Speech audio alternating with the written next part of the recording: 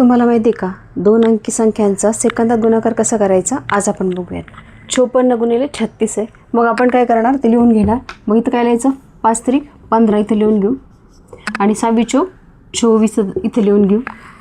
आता आपण तिरकस गुणाकार क्रॉस करू. 5 सक 30 इथं लिहून घेऊ.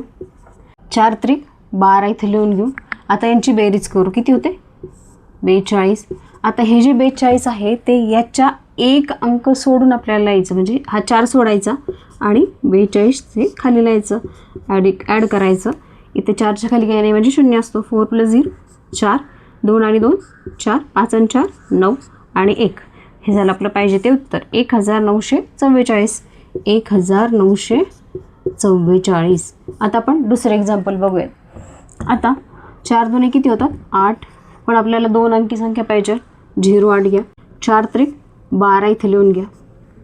आता क्रॉस तिरकस गुणाकार करायचा. 4 चोक 16 3 दुने 6 6 इथे लिहून घ्या. 16 आणि 6 किती होतात 22.